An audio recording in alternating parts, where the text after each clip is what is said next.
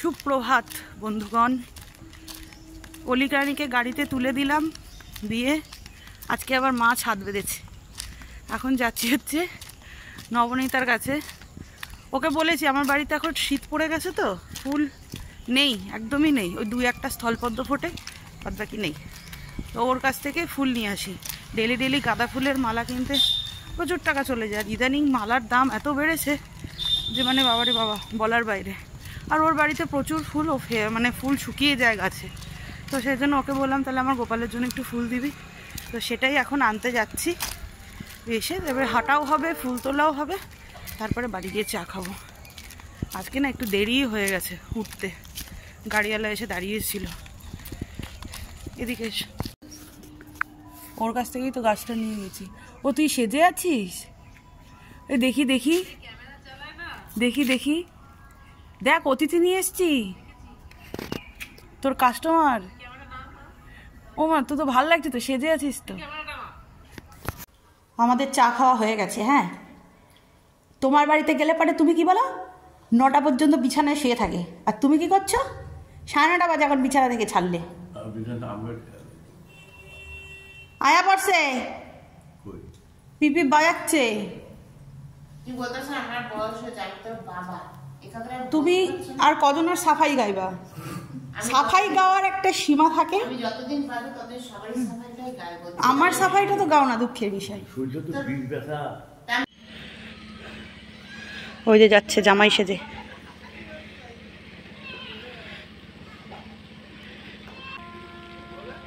Solid কিছু না, পিঠ এই যে কাঁধ কাঁধ কাঁধ। এতদিন জানতাম যে আমার বাবাই কানে কম শোনে, আজকে বুঝলাম মিস্টার দাসও কানে কম শোনে। কতবার বললাম, শুনতেই পেল না। গুড মর্নিং দাদা। ঘুম কেমন হয়েছে? ভালো হয়েছে? যাও ফ্রেশ হও, আমি চা দিচ্ছি। এই ফাঁকে আমি স্নানটাও করে নিয়েছি আর বাজারও নিয়ে চলে এসেছে বাবা। স্থলপদ্ম ফোটেনি, কালকে ফুটবে। আমি তুলসী পাতা নেব। আর নিচে সবাইকে খাবারও দিয়েছি, সবাই খাবার খাচ্ছে। এই যে ঠিক আছে গো মা, খিচুড়ি নুন বেশি হয়ে গেছে না? হ্যাঁ ঠিক আছে না, আমি টেস্ট করিনি। ঠিক আছে, এখানে সকালের ব্রেকফাস্ট চলছে। অর্ধেক লোক খিচুড়ি খাচ্ছে আর অর্ধেক লোক কালকে রাত্রিরে তরকা রুটি খাচ্ছে। সকালে ঠাকুরের ভোগে খিচুড়ি করেছিলাম, কারণ বড় গপুটা তো রোজ রোজ আসে না, পরে খাবে বলছে, পুজো দিয়ে নি তারপরে। রোজ রোজ তো আর গপুবাবু আসেন না, তো গপুবাবু আসার আনন্দে আজকে খিচুড়ি খিচুড়ি ভাজা আর পায়েস, আর কিছু করতে পারলাম না।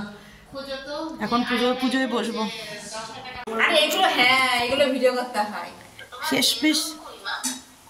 শেষমেশ ফেনা ফেলতে হবে না, ফেলতে হবে না। কি হয়েছে? কি পালং শাক নিয়ে বিড়বিড় করছে?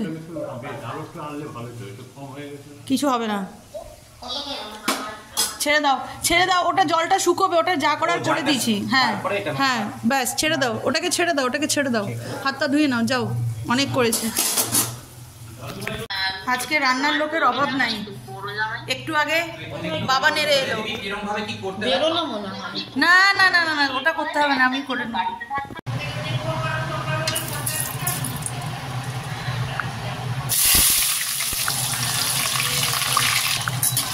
আজকের ব্লগটা হচ্ছে একটা জগা খিচুড়ি মার্কা ব্লগ। কালকে আমি ভিডিওটা বানিয়েছি, মানে কোনো দিকেই আমি ভিডিওটা শেষ করিনি। আসলে বাবা মা আসার আনন্দে আমি এতটাই আনন্দিত হয়ে গেছি যে ভিডিও বানিয়েছি ঠিকই, কিন্তু কোনো দিকে মানে ভিডিওটা শেষই করিনি। তাই এডিট করতে বসে আমি এখন সমস্যায় পড়েছি। বাপের বাড়ির লোক এলেই মনে হয় এটা ম্যাক্সিমাম মেয়েদেরই হয়, তাদের কোনো দিকেই না ধ্যান থাকে না। আমারও তাই হয়েছে। মানে কালকে ভিডিও একরকমভাবে শুরু করেছি, কিন্তু সেটা লাস্টে গিয়ে অন্যরকমই হয়ে গেছে। আর মাটন নিয়ে এসছে, আর ওদিকে তো পালং শাক নেমে গেছে, ডালও হয়ে গেছে। এখন মাটনটা হলে পরেই হয়ে যাবে। আর খাওয়ার পাতে মানে যখন খেতে দেব তখন বেগুনি ভেজে নেব।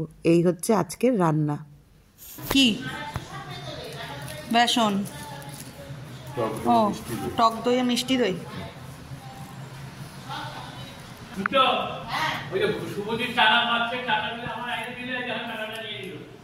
কি হয়েছে তা আমাকে বলছো কেন?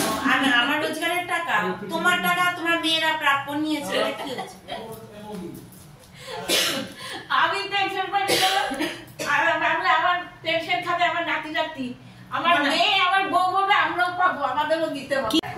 খুশিতে কিছু দিতে হয় মানুষকে, খুশিতে কিছুই দাও না, আমি হাত থেকে একটা পয়সা পড়ে না। আমার মতন দিল আগে করে নেই না লাগবে না আমার ওই সেটাই তো বলে, আমার মতন দিলটাকে করে নেই, তাহলে বুঝবো যে সত্যিকার তুই আমার পেটের সন্তান। লাগবে। তুই তো হয়েছিস তোদের বংশের মতন।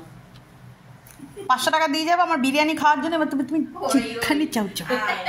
বিরিয়ানি করে দেবো বাবা, বিকেলে বিরিয়ানি খাবো। ওদিকে বিয়ানে গল্প হচ্ছে, আর ওদিকে রান্না মাটন কষছে। সকাল থেকে না আজকে খাওয়া হয়নি, মানে রান্না করেছি সবই হয়েছে কিন্তু খাওয়া হয়নি, প্রচণ্ড খিদে পেয়েছে। কি হলো?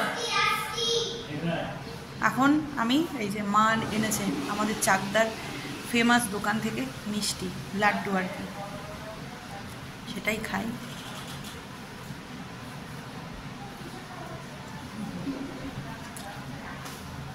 মুখে দিলেই মিলিয়ে যাচ্ছে, দারুণ দারুণ। মানে অন্ডালা থেকে বাপের বাড়ির মিষ্টি পাওয়া। বাবাকে বলেছিলাম যে রাত্রে বিরিয়ানি খাবো, ইয়ার্কি করে আর কি। বাবা না কোনো উত্তরই দেয়নি, এত হাসি পেয়েছে আমার। আমি ক্যামেরা অন করেও ক্যামেরা বন্ধ করে দিয়েছি। আর এখন বাবা স্নানে যাবে, অলি রানীকে দায়িত্ব দিয়েছি যে বাবাকে তেলটা মাখিয়ে দিতে। আর দেখুন আমার মেয়ে কিরকম করছে। সেকেন্ড ব্যাচ বসেছে, ফার্স্ট ব্যাচ বসে উঠে গেছে। কেমন হয়েছে মাটনটা? হ্যাঁ হ্যাঁ, তোমার কাছে আমি এটাই এক্সপেক্ট, যে কাঁচা লঙ্কা চিবিয়ে গেলে ঝাল আছে। হ্যাঁ, ও ও ও কাঁচা লঙ্কা চিবিয়ে খায়, ওকে আর কি বলবো, ও কাঁচা লঙ্কা চিবিয়ে চিবিয়ে খায়। মানে লঙ্কার প্যাকেটটা যদি পুরো ঢেলে দেওয়া যায় মাংসের জন্য, তবে গিয়ে মনে হয় ও খাওয়া ঠিক হবে।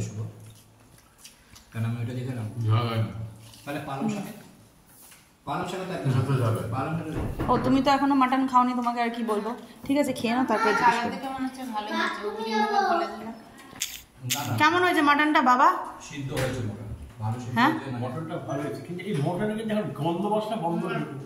মাটনে কোনো গন্ধ ছিল না।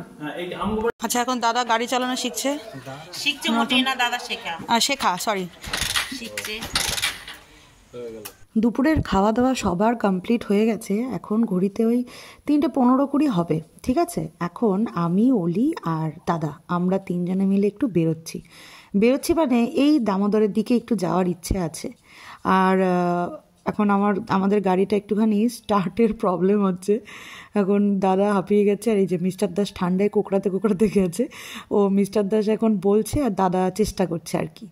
আর কি বলুন তো, আজকের ব্লগটা ওই যে বললাম ব্লগের শুরুতেই, আধা খাপ ছাড়া ব্লগ, মানে ঘেটে ঘ হয়ে গেছে। এরপরে আমি ভিডিও এডিট করতে বসে দেখছি আমি আর কোনো ভিডিওই বানাইনি, লাস্ট এই অবধিই ছিল।